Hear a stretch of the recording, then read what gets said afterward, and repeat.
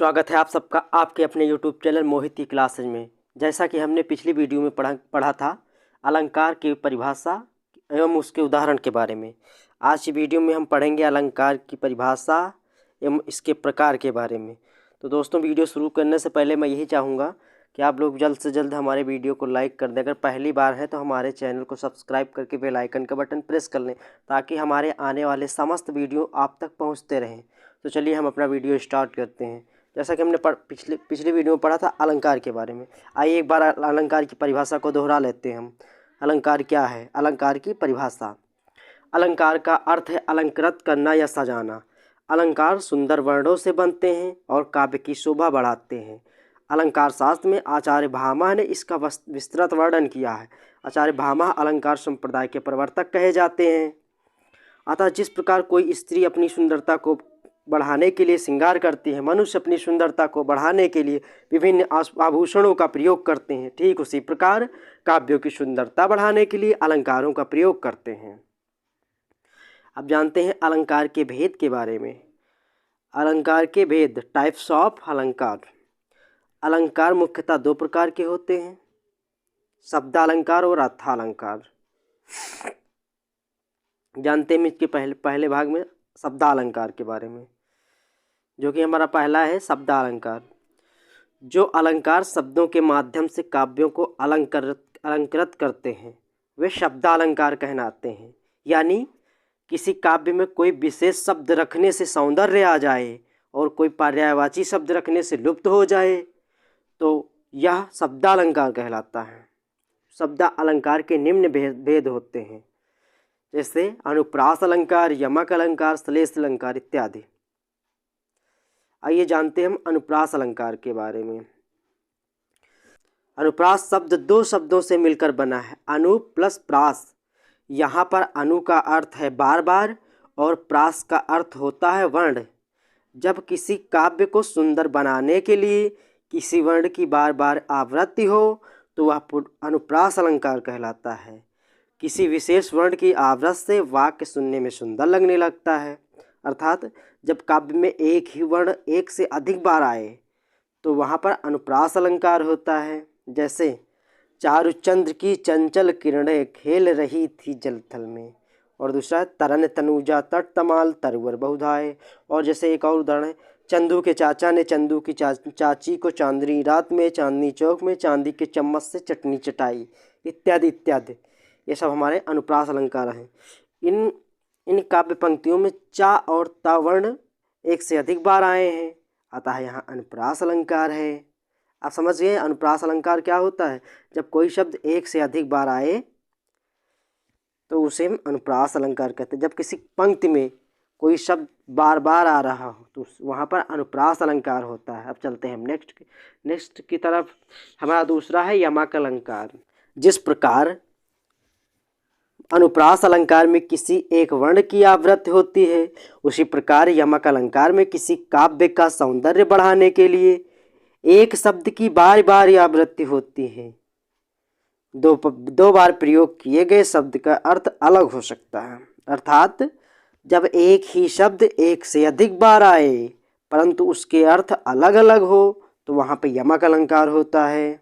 जैसे कनक कनक ते सौगुनी मादकता अधिकाए, या पाए बहुराए जग वा खाए बहुराए। यहाँ पे हमारे कनक कनक शब्द दो बार आया है परंतु दोनों के अर्थ भिन्न हैं। इसमें कनक शब्द दो बार आया है, जिसमें एक कनक शब्द का अर्थ है धतूरा तथा दूसरे कनक शब्द का अर्थ है सोना। चलते हैं नेक्स्ट की तरफ। हमारा नेक्स्ट है श्लेष अलंकार। शब्दालंकार का तीसरा भाग जो है वो है श्लेष अलंकार। आइए जानते हैं श्लेष अलंकार के बारे में। श्लेष अलंकार ऊपर दिए गए दोनों अलंकारों से भिन्न है। श्लेष अलंकार में एक ही शब्द के विभिन्न अर्थ होते हैं। अर्थात जिन काव्य पंक्तियों में एक शब्द का प्रयोग एक से अधिक बार होता है परंतु उसके अर्थ एक से अधिक होते हैं, वहाँ पर श्लेष अलंकार होता है। जैसे उदाहरण है, चरण धरत चिंता करत चितवत चार्यू ओर, शुभरन को खोजत फिरत कभी बेबिजारी चोर। यहाँ पर सुबरन शब्द के 3 अर्थ बताए गए हैं। पहले सुबरन का अर्थ होता है अच्छा शब्द, और दूसरे सुबरन का अर्थ होता है अच्छा रंग रूप, और तीसरे सुबरन का अर्थ है स्वर्ण यानी सोना। कभी अच्छे शब्दों की तलाश में रहता है, व्यभिचारी अच्छा रंग रूप ढूंढता है, और चोर सोने की तलाश में रहता है। आइए चलते हैं हम नेक्स्ट की तरफ। तो हमने अभी तक पढ़ा शब्दालंकार के बारे में। शब्दालंकार के अंतर्गत हमने पढ़ा अनुप्रास अलंकार, श्लेष अलंकार तथा यमक अलंकार के बारे में। अब चलते हैं नेक्स्ट की तरफ, जो हमारा दूसरा है अर्था अलंकार। जिन काव्य पंक्तियों में अर्थों के कारण रोचकता और रमणीयता उत्पन्न होती है वहाँ अर्था अलंकार होता है, यानी किसी काव्य में अर्थ के माध्यम से काव्य में चमत्कार होता है तो वहाँ पर अर्था अलंकार होता है। जिस प्रकार शब्दालंकार के विभिन्न भाग थे, उसी प्रकार अर्था अलंकार के भी विभिन्न अंग हैं। इनके अलंकार जैसे उपमा अलंकार, रूपक अलंकार, उत्प्रेक्षा अलंकार, अतिशयोक्ति अलंकार, मानवीकरण अलंकार इत्यादि इत्यादि। आइए जानते हैं हम अर्थालंकार के भेद के बारे में। अर्थालंकार के अंतर्गत हमारा पहला आता है उपमा अलंकार। आइए जानते हैं हम उपमा अलंकार के बारे में। उपमा शब्द 2 शब्दों उप प्लस मा से मिलकर बना है। उप और मा से मिलकर बना है। उप का अर्थ होता है पास या निकट से, और मा का अर्थ होता है देखना या तुलना। अर्थात उपमा का अर्थ है किसी व्यक्ति या वस्तु से दूसरी वस्तु या व्यक्ति के बीच समानता दिखाना। अर्थात जब 2 अलग अलग वस्तुओं में उनके रूप, गुण व धर्म के कारण समानता दिखाई जाती है वहाँ पर उपमा अलंकार होता है। सरल शब्दों में कहें तो 2 अलग अलग वस्तुओं को एक समान बताने का प्रयास किया जाता है, वहाँ पर उपमा अलंकार होता है।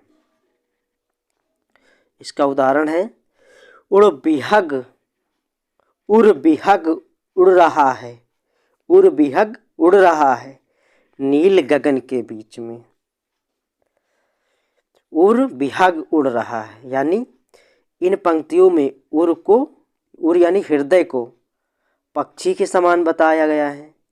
यहाँ पे बताया गया है उड़ बिहग सा उड़ रहा है। इन पंक्तियों में हृदय को पक्षी के समान बताया गया है। उड़ बिहग सा उड़ रहा है नील गगन के बीच में। अतः यहाँ उपमा अलंकार है। उपमा अलंकार के भी कुछ अंग होते हैं, जैसे उपमेय, उपमान, साधारण धर्म और वाचक। ये उपमा अलंकार के प्रमुख अंग हो गए। आइए जानते हैं उपमा अलंकार के अंतर्गत उपमेय के बारे में। उपमा के अलंकार के 4 भाग होते हैं, उपमेय, उपमान, साधारण धर्म और वाचक। इनके बिना उपमा अलंकार अधूरा होता है। अब आइए जानते हैं उपमेय के बारे में। जिस भी वस्तु की उपमा अन्य किसी वस्तु से दी जाती है उसे उपमेय कहते हैं। जैसे उड़ बिहग सा उड़ रहा है नील गगन के बीच में। इन पंक्तियों में उड़ यानी हृदय की समानता बिहग से की गई है, अर्थात उड़ हृदय यहाँ पर उपमेय है, यानी जिसकी तुलना जिससे की जाए उसे उपमेय कहते हैं। जैसे हृदय की तुलना पक्षी से की गई है, हृदय की तुलना पक्षी से की गई है, तो यहाँ पर हृदय जो है उपमेय है। और हमारा दूसरा है उपमान। उपमा अलंकार का दूसरा मुख्य भाग है उपमान। उपमेय की जिस दूसरी वस्तु से उपमा दी जाती है उसे उपमान कहते हैं। ऊपर दिए गए उदाहरण में उड़ की तुलना बिहग से की गई है, अतः बिहग उपमान है, अर्थात जिससे तुलना की जाती है, जिस वस्तु की जिससे तुलना की जाती है, तो जो दूसरी वस्तु होती है उसे उपमान कहते हैं। जैसे हृदय की तुलना पक्षी से की गई है तो यहाँ पे हृदय उपमेय हो गया, उसी प्रकार पक्षी उपमान हो गया। अब साधारण धर्म के बारे में जानते हैं। उपमा अलंकार का तीसरा मुख्य भाग है साधारण धर्म। धर्म का मतलब होता है गुण या प्रकृति। जिस गुण या प्रकृति के कारण समानता व्यक्त की जाती है उसे ही साधारण धर्म कहते हैं। आइए हम जानते हैं इसके उदाहरण के बारे में। इसका उदाहरण है कोमल चरण कमल से दिखते। कोमल चरण कमल से दिखते, इसमें चरणों का गुण है कोमल होना, यानी इसमें गुणों का बखान हुआ है। चरणों का गुण है जो है कोमल होना, अर्थात कोमलता साधारण धर्म है। अब चलते हैं नेक्स्ट की तरफ। हमारा चौथा है वाचक। उपमेय और उपमान के बीच समानता प्रकट करने वाले जिन वाचक शब्दों का प्रयोग किया जाता है उनको वाचक शब्द कहते हैं। जैसे जो उपमेय और उपमान के बीच संबंध स्थापित करते हैं, जिन शब्दों के बिना संबंध स्थापित नहीं होता है उन्हें वाचक शब्द कहते हैं, जिनका प्रयोग किया जाता है। जैसे हरिपद कोमल कमल से, इसमें से शब्द है जो है, इसके बिना ये पूरा वाक्य अधूरा। हरिपद कोमल कमल से, यानी से अगर नहीं हटा दिया जाएगा तो ये फिर तुलनात्मक नहीं हो जाएगा, इससे समानता नहीं प्रकट होगी। अतः से शब्द जो है समानता प्रकट करता है। अतः ऊपर दिए गए शब्द में से शब्द वाचक है। अभी तक हमने पढ़ा उपमा अलंकार के बारे में, जिसके अंतर्गत हमने उपमा के 4 अंगों के बारे में जाना, जैसे उपमेय, उपमान, साधारण धर्म और वाचक। अब हमारा अर्था अलंकार के अंतर्गत दूसरा अलंकार जो है वो आता है रूपक अलंकार। आइए जानते हैं रूपक अलंकार के बारे में। जहाँ उपमेय में उपमान का आरोप हो वहाँ रूपक अलंकार होता है। सरल शब्दों में कहें तो जब किसी भी वस्तु उपमेय को किसी दूसरी वस्तु उपमान के समान बताया जाता है और उसमें कोई अंतर नहीं रह जाता, वहाँ पर रूपक अलंकार होता है। जैसे चरण कमल बंदो हरिराई, यहाँ पर भगवान के चरणों में कमल का भेद रहित आरोप है, अतः यहाँ पर रूपक अलंकार है। तो समझे दोस्तों, जैसे जहाँ पे में उपमेय में उपमान का आरोप भेद रहित आरोप हो वहाँ पर रूपक अलंकार होता है। अब चलते हैं हमारे नेक्स्ट की तरफ, जो कि हमारा है उत्प्रेक्षा अलंकार। अभी तक हमने पढ़ा अर्था अलंकार के अंतर्गत उपमा के बारे में, उपमा के 4 अंगों के बारे में पढ़ा हमने, उपमेय, उपमान, साधारण धर्म और वाचक। इसके बाद हमने दूसरा अलंकार पढ़ा जो कि अर्था अलंकार के अंतर्गत आता है रूपक अलंकार। इसके बाद हमारा नेक्स्ट है उत्प्रेक्षा अलंकार। आइए जानते हैं हम उत्प्रेक्षा अलंकार के बारे में। जिन काव्य पंक्तियों में उपमेय में उपमान की संभावना या कल्पना की जाए वहाँ पर उत्प्रेक्षा अलंकार होता है। अर्थात सरल शब्दों में कहें तो जहाँ पर एक विषय वस्तु भाव रूप या गुण आदि को किसी दूसरे विषय वस्तु भाव रूप या गुण के समान बताने का संभावित प्रयास किया जाता है, इसमें संभावना की प्रधानता होती है, इसे ही व्यक्त किया जाता है। इसके बोधक शब्द हैं मनु मानहु जनु जानहु इत्यादि। जैसे उदाहरण देखते हैं हम। सोहत ओढ़े पीठ पत श्याम सलोने गात, मानो नीलमणि शैल पर आतप पर्यो प्रभात। अर्थात पीतंबर ओढ़े हुए श्री कृष्ण की कल्पना नीलमणि शैल नीलमणि पर्वत से की गई है, अतः यहाँ पर उत्प्रेक्षा अलंकार है। यहाँ पर हमारे भगवान जी जो श्री कृष्ण जी हैं पीतंबर ओढ़े हुए हैं, इनकी कल्पना नीलमणि पर्वत से कर ली गई है। श्री कृष्ण जी के पीतंबर ओढ़े होने के कारण इनकी कल्पना नीलमणि पर्वत से की गई है, तो यहाँ पर हमारे उत्प्रेक्षा अलंकार हो जाएगा। अब चलते हैं हमारा अगला अलंकार है अतिशयोक्ति अलंकार। जहाँ किसी वस्तु, पदार्थ और कथन का वर्णन अत्यधिक बढ़ा चढ़ाकर किया जाता है वहाँ पर अतिशयोक्ति अलंकार होता है।